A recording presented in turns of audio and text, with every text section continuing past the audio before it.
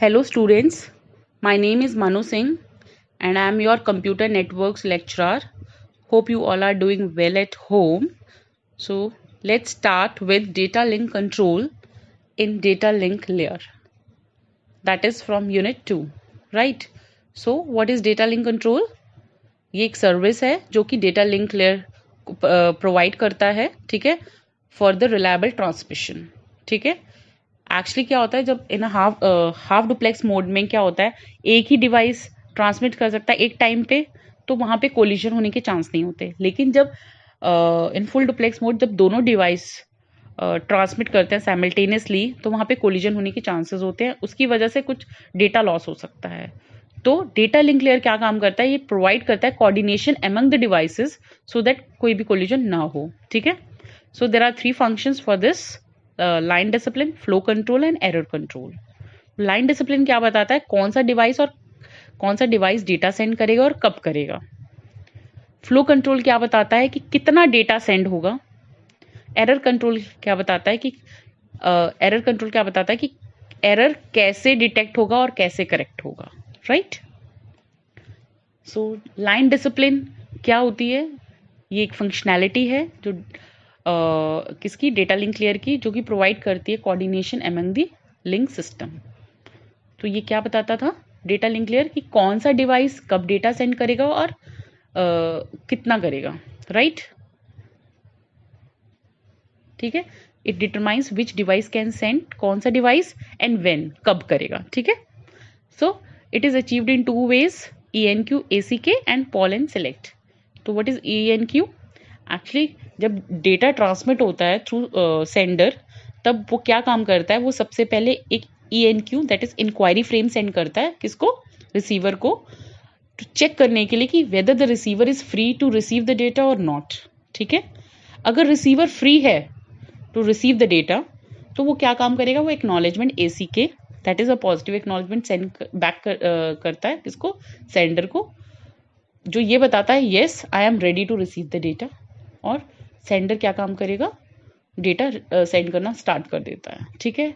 लेकिन अगर रिसीवर ने नेगेटिव एक्नॉलेजमेंट सेंड किया, इट मीन्स NACK, इसका मतलब क्या हुआ, that the receiver is not ready to receive the data, ठीक है। Now it's a working of line discipline. यहाँ पे क्या है, this in this diagram there is 2 station, station 1 and 2। Station 1 क्या है, हमारा सेंडर है, स्टेशन 2 द रिसीवर। सबसे पहले सेंडर इंक्वायरी फ्रेम सेंड करता है चेक करने के लिए कि sender 2 is free to receive the data और नॉट।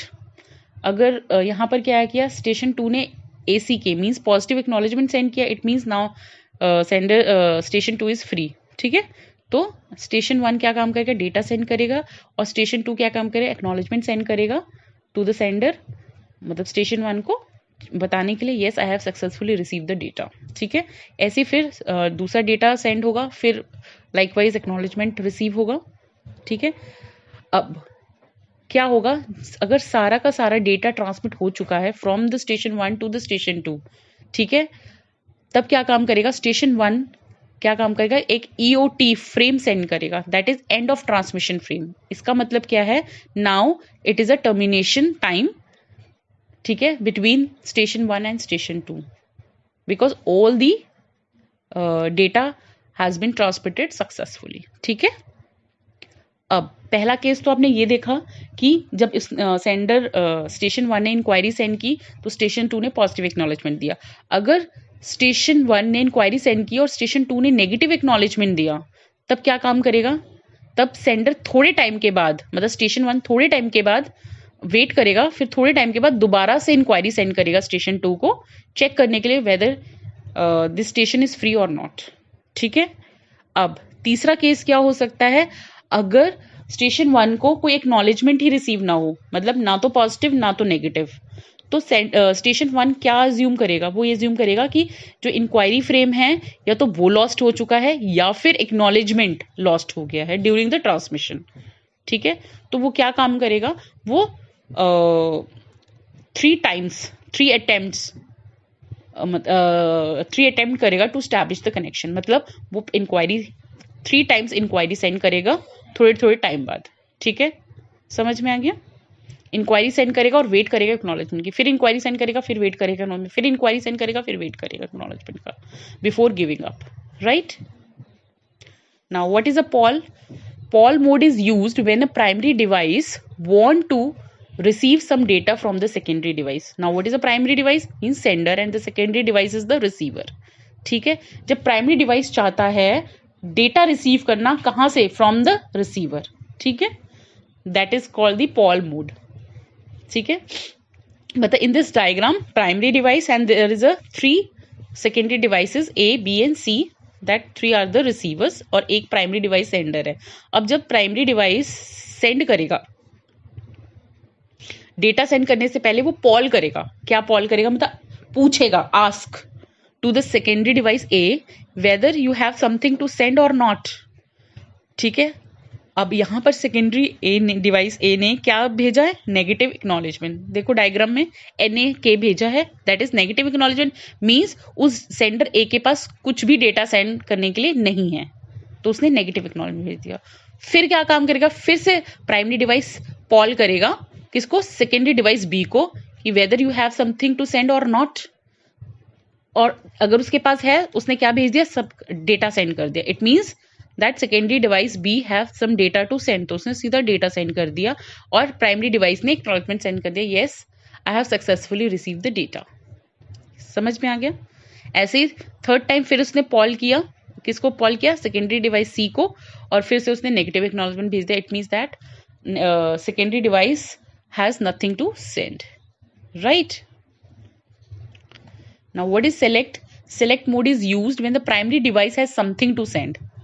ठीक है, पॉल क्या होता है? जब सेकेंडरी डिवाइस को कुछ भेजना है प्राइमरी डिवाइस, तो पॉल क्या है? प्राइमरी डिवाइस पूछेगा सेकेंडरी डिवाइस से वेदर यू हैव समथिंग और नॉट। अब सेलेक्ट क्या है? सेलेक्ट मोड कब यूज होता है? जब प्राइमरी डिवाइस के पास कुछ होता है सेंड करने के लिए, तो वो सेलेक्ट फ्रेम की फॉर्म में सेंड होता है, राइट। मीन्स यहां पर क्या है?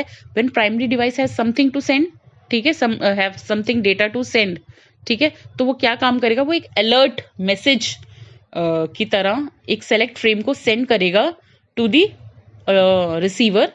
यहाँ पे receiver suppose secondary B device है, ठीक है, इन दिस डायग्राम, ठीक है, तो उसको वो अलर्ट मैसेज की तरह एक सेलेक्ट फ्रेम सेंड करेगा। इस सेलेक्ट फ्रेम के अंदर एक फील्ड जो होगी वो होगी डेस्टिनेशन एड्रेस की, या रिसीवर एड्रेस होगा जिसमें, ठीक है, वो उसको भेजेगा, ठीक है। और वो सेलेक्ट जैसे वो रिसीव हो गया तो क्या होगा? अगर उसने पॉजिटिव एक्नॉलेजमेंट सेंड किया, किसने? सेकेंडरी डिवाइस B ने, सपोज जो भी रिसीवर होगा, अगर उसने पॉजिटिव एक्नॉलेजमेंट सेंड किया means he is ready to receive the data. अगर उसने नेगेटिव एक्नॉलेजमेंट रिसीव किया, सेंड किया मतलब, तो he is not ready to receive any kind of data, ठीक है। और अगर इस केस में क्या है? इस डायग्राम में इसने पॉजिटिव एक्नॉलेजमेंट सेंड किया है, इट मींस प्राइमरी डिवाइस ने फिर क्या काम किया? फिर उसने डेटा सेंड किया, और सेकेंडरी B डिवाइस ने क्या काम किया है? एक्नॉलेजमेंट सेंड किया है, ठीक है, समझ में आ गया। Now what is a flow control? जब भी कोई भी फ्रेम एक होस्ट से दूसरे होस्ट सेंड होता है थ्रू एनी मीडियम, ठीक है, तो क्या होना चाहिए? जो सेंडर और रिसीवर है, ठीक है, मतलब एक होस्ट और दूसरा होस्ट है, जो भी सेंडर और रिसीवर है, दोनों ही एक ही स्पीड पे काम करने चाहिए। कहने का मतलब ये है कि ऐसा ना हो कि सेंडर सिर्फ सेंड ही करता चला जाए और रिसीवर उतने डेटा को रिसीव ही नहीं कर पाए और वो ओवरलोडेड हो जाए, ठीक है। तो उस केस में क्या होगा? डेटा कुछ लॉस्ट भी हो सकता है अगर वो ओवरलोडेड हो गया तो, ठीक है। तो इस पूरे इस फ्लो को कंट्रोल करने के लिए there are 2 mechanism. The first is the stop and wait and the second is the sliding window, ठीक है। स्टॉप एंड वेट क्या मैकेनिज्म है? ये एक मैकेनिज्म है जो जब सेंडर ट्रांसमिट करता है डेटा को, सपोज एक फ्रेम को उसने ट्रांसमिट किया, ठीक है, within some time slot, ठीक है, उसने एक फ्रेम को सेंड किया एंड टाइमर ऑन कर दिया, ठीक है, सपोज 10 सेकेंड के लिए उसने फ्रेम को किया, तो उसने टाइमर ऑन किया, ठीक है, फ्रेम सेंड हुआ तो वो वेट करेगा, स्टॉप हो जाएगा और वेट करता रहेगा किसकी? एक्नॉलेजमेंट की। कब तक? With in that time period. अगर 10 सेकेंड का है वो टाइम पीरियड, तो 10 सेकेंड तक वेट करेगा कि उसको एक एक्नॉलेजमेंट रिसीव हो जाए, ठीक है, मतलब whether it is positive acknowledgement और नेगेटिव, कुछ भी हो, ठीक है, बट वो वेट करता रहेगा। अगर उसके पास पॉजिटिव एक्नॉलेजमेंट आ गया तो वो फिर नेक्स्ट टाइम स्लॉट में दूसरा फ्रेम सेंड करेगा। अगर उसके पास नेगेटिव एक्नॉलेजमेंट आया तो वो फिर सेम फ्रेम दोबारा से रीट्रांसमिट कर देगा। That is called stop and wait. ठीक है, लेकिन इसका ड्रॉबैक क्या है कि यहाँ पे रिसोर्सेज बहुत वेस्ट होता है, क्योंकि वो एक बार एक फ्रेम सेंड करने के बाद रुक जाता है, स्टॉप हो जाता है और वेट करता रहता है एक्नॉलेजमेंट की। तो बहुत सारे रिसोर्सेज वेस्ट हो रहे हैं, प्लस टाइम बहुत वेस्ट हो रहा है। तो there is another phenomena mechanism means sliding window. इसमें क्या है, सेंडर और रिसीवर दोनों के दोनों मल्टीपल फ्रेम फिनोमेना पे काम करते हैं। मल्टीपल फ्रेम फिनोमेना का मतलब है कि सेंडर मल्टीपल फ्रेम सेंड करता है, ठीक है, और रिसीवर उसे रिसीव करता है, और जैसे ही और सीक्वेंस वाइज जैसे उसे रिसीव होते हैं वैसे ही वो उसको with in that time slot वैसे ही एक्नॉलेजमेंट सेंड करता रहता है। ठीक है, now what is error control. जब भी डेटा ट्रांसमिट होता है मींस फ्रेम ट्रांसमिट होता है, तो यहाँ पे प्रोबेबिलिटी क्या है, या तो फ्रेम लॉस्ट हो जाए ड्यूरिंग द ट्रांसमिशन या फिर वो करप्टेड रिसीव्ड हो। ठीक है, तो दोनों ही केसेस में क्या होता है, रिसीवर के पास करेक्ट फ्रेम ही नहीं होता और सेंडर को पता भी नहीं होता कोई ऐसा लॉस के बारे में। ठीक है, तो इस केस में क्या है, कुछ प्रोटोकॉल्स ऐसे होने चाहिए जो कि एरर को डिटेक्ट कर सके। ठीक है, तो वो प्रोटोकॉल्स क्या है या वो मैकेनिज्म क्या है जो एरर को डिटेक्ट कर सके। या तो सेंडर को रिट्रांसमिट करे, सेंडर रिट्रांसमिट करे फ्रेम को, या फिर रिसीवर ही रिक्वेस्ट करे किसको, सेंडर को टू रीसेंड दी फ्रेम। ठीक है, with negative acknowledgement. ठीक है, तो what are the requirements? First is the error detection, means the error should be detected by the sender or the receiver, किसी एक से भी। ठीक है, पॉजिटिव एक्नॉलेजमेंट क्या है, जब भी डेटा या फ्रेम रिसीव हो जाए सक्सेसफुली, ठीक है, रिसीवर उसे रिसीव कर ले तो वो एक पॉजिटिव एक्नॉलेजमेंट सेंड करे सेंडर को। नेगेटिव एक्नॉलेजमेंट क्या है, अगर रिसीवर रिसीव करे डैमेज फ्रेम, ठीक है, और सम डुप्लीकेट फ्रेम कुछ भी, तो वो क्या एक नेगेटिव एक्नॉलेजमेंट सेंड करे सेंडर को और सेंडर फिर से उसे रीट्रांसमिट कर दे सेम फ्रेम को। ठीक है, now what is retransmission. Retransmission क्या है, अगर सेंडर जब सेंडर एक with in a time slot sender कोई भी फ्रेम सेंड करता है, अगर with in that time slot acknowledgement नहीं आता है तो क्या काम करेगा सेंडर फिर से सेम फ्रेम को रीट्रांसमिट करेगा। ठीक है, फिर से रीट्रांसमिट करेगा, अज्यूम करेगा कि वो जो एक्नॉलेजमेंट था या वो फ्रेम था वो लॉस्ट हो गया है ड्यूरिंग द ट्रांसमिशन। समझ में आ गया। Now what is the error control techniques. There are 3 error control techniques. That is, first is stop and wait ARQ. ARQ is automatic repeat request. ठीक है, go back and ARQ and selective repeat ARQ. Now first is stop and wait ARQ. इसमें क्या है, इन this diagram, ठीक है, एक sender है एक रिसीवर है। सबसे पहले स्टॉप एंड वेट तो पता ही है, सबसे पहले एक फ्रेम जाएगा, उसके बाद फिर सेंडर क्या करेगा, स्टॉप हो जाएगा और वेट करेगा किसका, एक्नॉलेजमेंट का। तो इसमें सेम उसी फिनोमेना पे है। यहाँ पे देखो फ्रेम 0 सेंड हुआ, उसने रिसीव किया, एक्नॉलेजमेंट 0, लेकिन देखो टाइम स्लॉट, उसने एक टाइम स्लॉट जब उसने फ्रेम सेंड किया तो सेंडर ने स्टार्ट कर दिया टाइम आउट काउंटर। ठीक है, जब वो टाइम आउट काउंटर स्टार्ट कर दिया, अगर with in that time counter acknowledgement receive हो गया तब तो वो दूसरा फ्रेम सेंड करेगा, दैट इज फ्रेम 1। अगर वो नहीं रिसीव हुआ with in that time slot तो वो फ्रेम 0 को ही रीट्रांसमिट करेगा। ठीक है, फ्रेम 0 को ही रीट्रांसमिट करेगा। ठीक है, with other time out counter. ठीक है, और अगर नेगेटिव एक्नॉलेजमेंट रिसीव हुआ तो सेंडर फिर से रीट्रांसमिट करेगा सेम फ्रेम को। लेकिन जो ये मैकेनिज्म है ये पूरे रिसोर्सेज को यूटिलाइज नहीं कर पाता, means it is not the best one, because ये क्या काम करता है, स्टॉप मतलब एक फ्रेम के बाद फिर रुक जाता है, फिर वेट करता है, तो सारे टाइम रिसोर्सेज यूटिलाइज नहीं हो पाते, और दूसरी बात है टाइम बहुत वेस्ट होता है इसमें। ठीक है, तो second is go back N ARQ। इसमें क्या है, ये फिनोमेना स्लाइडिंग विंडो पे है।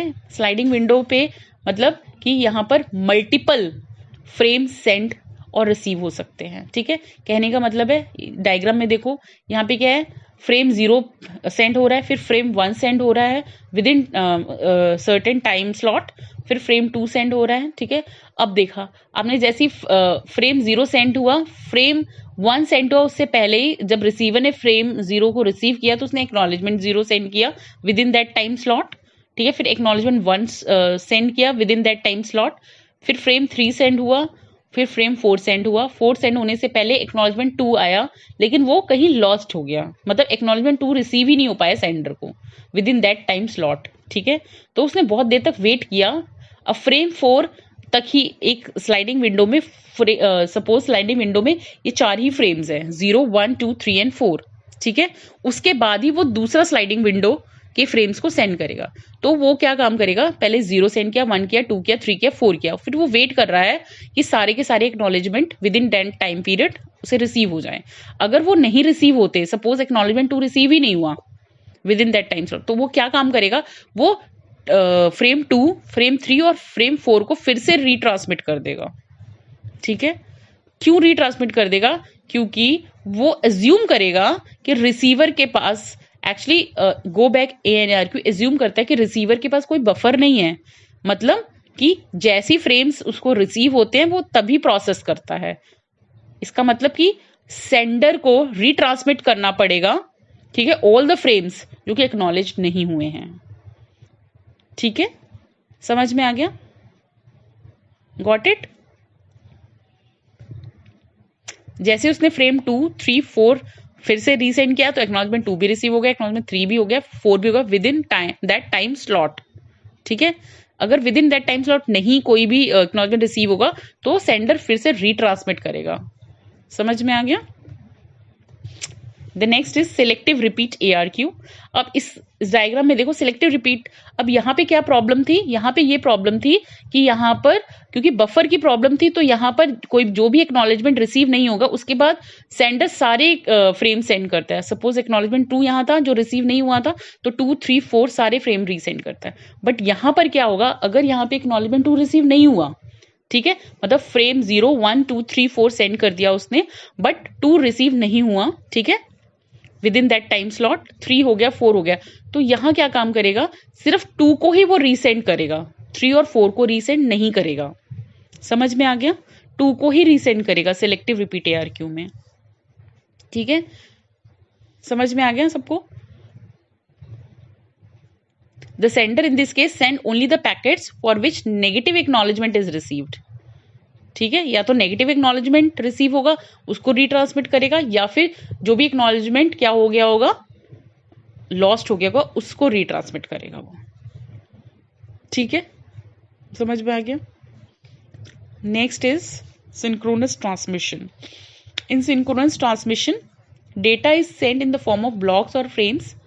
ठीक है, ये फुल डुप्लेक्स मोड पे काम करता है। ठीक है, इसमें सेंडर और रिसीवर दोनों ही should have synchronized clocks before the transmission. ठीक है, सिंक्रोनाइज्ड क्लॉक्स होने चाहिए।